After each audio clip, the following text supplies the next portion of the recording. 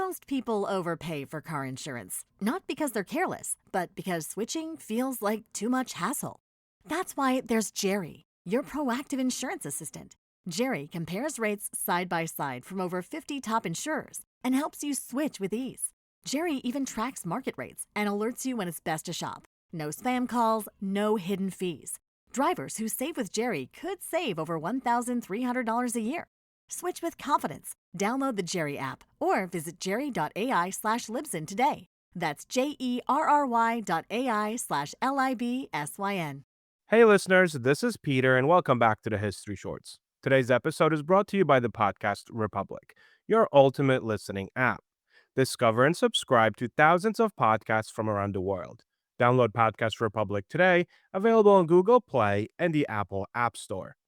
Today on History Shorts. In 1919, a Jamaican immigrant in Harlem announced that Black people in America would soon own their own fleet of ships. Not metaphorical ships, actual ocean-going vessels, crewed by Black sailors, captained by Black officers, carrying Black passengers and cargo between the United States, the Caribbean, and Africa. He called it the Black Star Line. Within months, tens of thousands of working-class Black Americans, domestic workers, laborers, veterans of the First World War, had bought stock in the company. $5 a share, money that most of them could not easily spare. But they bought it anyway, because the man selling the vision was Marcus Garvey, and Garvey had convinced an entire generation that ownership, real, tangible, floating on the ocean ownership, was the path to Black liberation.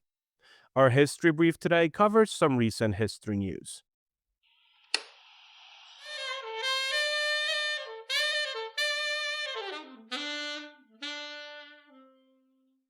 A quick word from our sponsors.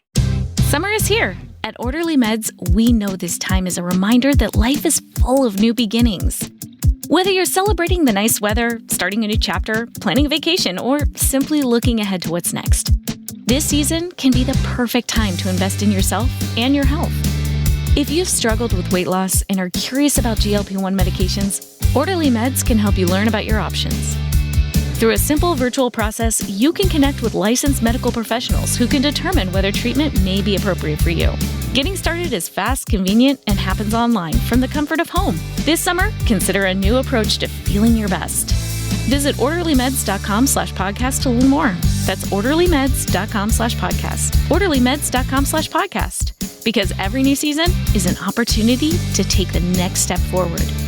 Compounded medications are not FDA approved. Eligibility required and determined by a licensed provider. Individual results may vary. See website for details.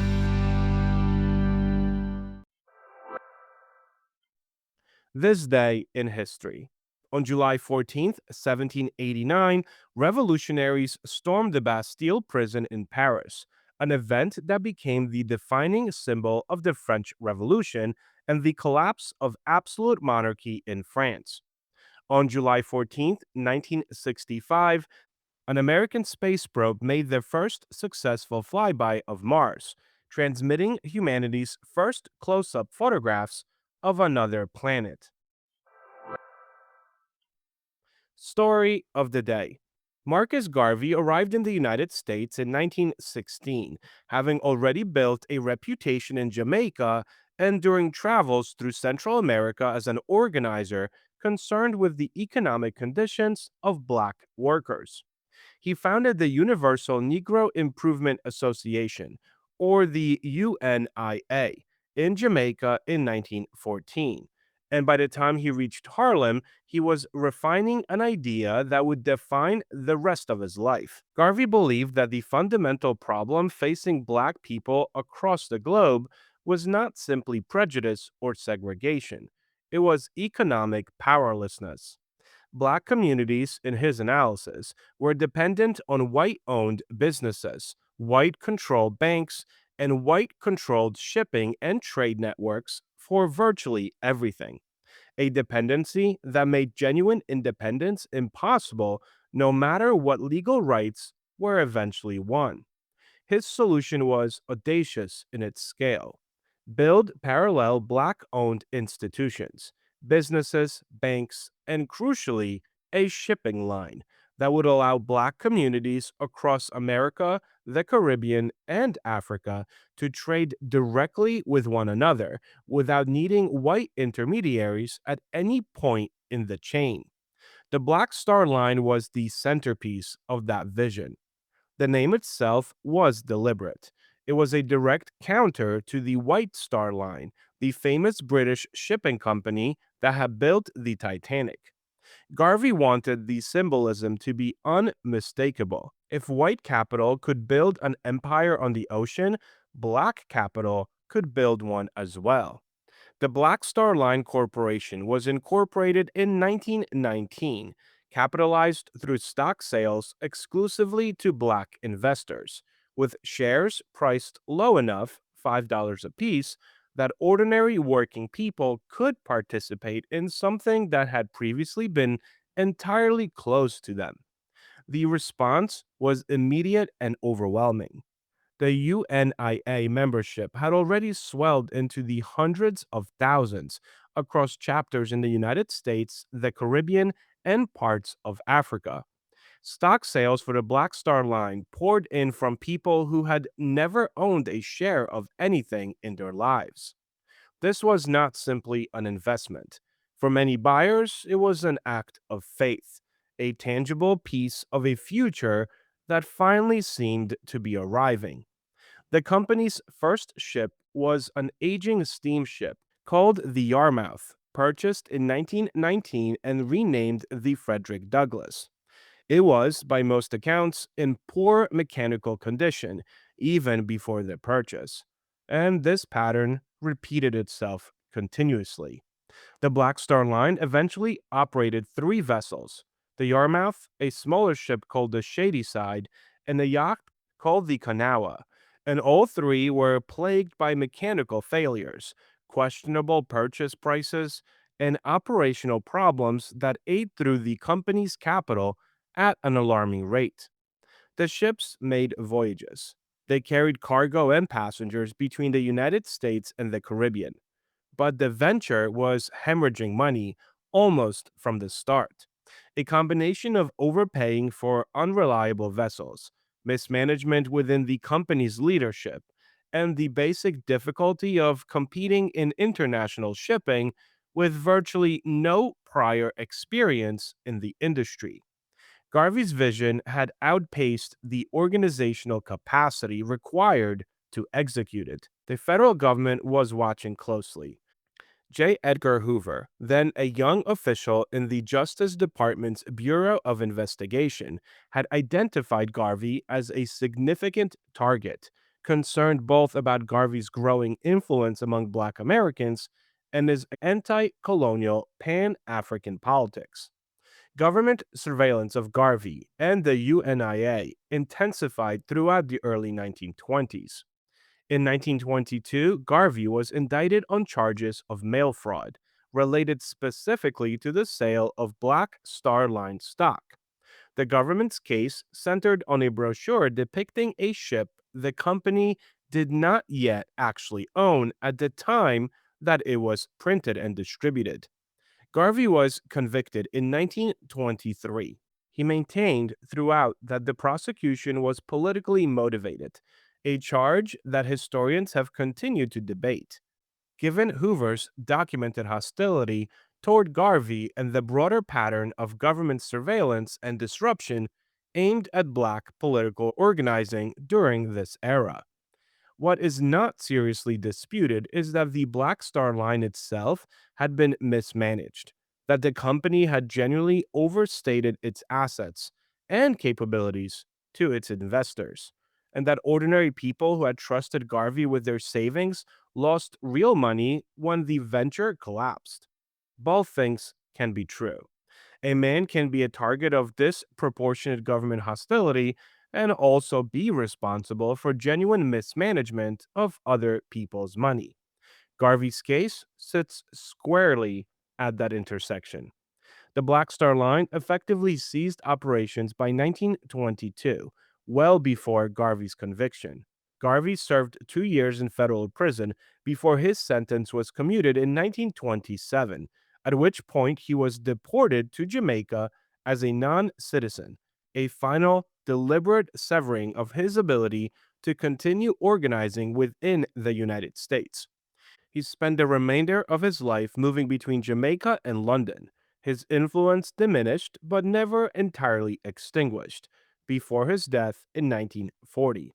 He did not live to see the world that his ideas eventually helped shape. The Black Star Line failed as a business, but it did not fail as an idea. Garvey's vision of Black economic self determination, Pan African unity, and the deliberate construction of parallel Black owned institutions echoed for decades after the ships themselves had been sold for scrap. His influence reached Kwame Nkrumah and the independence movements of West Africa. It reached the Rastafari movement in Jamaica, which regards Garvey as a prophet. It reached the Nation of Islam, Malcolm X, and the broader Black nationalist tradition in 20th century America. Ghana's national shipping line, founded after independence, was named the Black Star Line in direct homage. Ghana's flag carries a black star at its center for the same reason. The ships themselves barely lasted 3 years and never turned a profit. The idea they represented outlived every one of them. The History Brief. Today on Some History News, we're headed to Athens, Greece, where visitors to the Acropolis are seeing something that no one has witnessed for more than 2 centuries. The Parthenon has regained part of its original silhouette.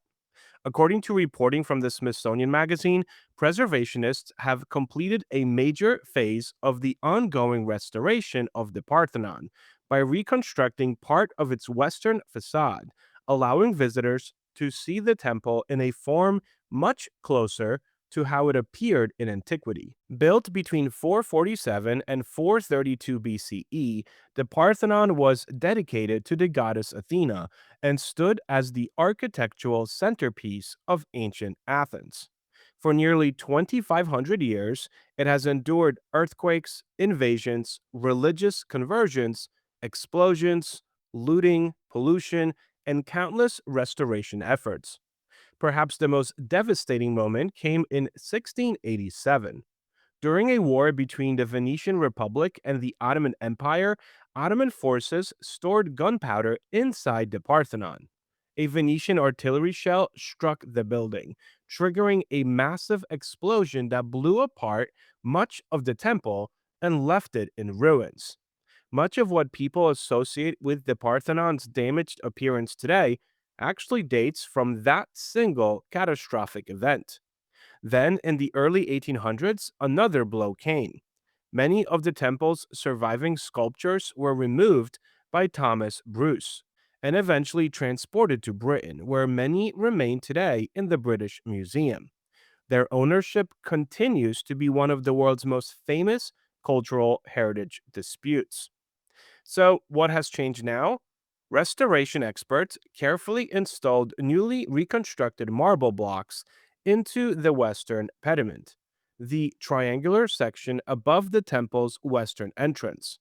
Using surviving ancient fragments combined with new marble quarried from the same mountain that supplied the original builders, conservators recreated part of the facade's original geometry.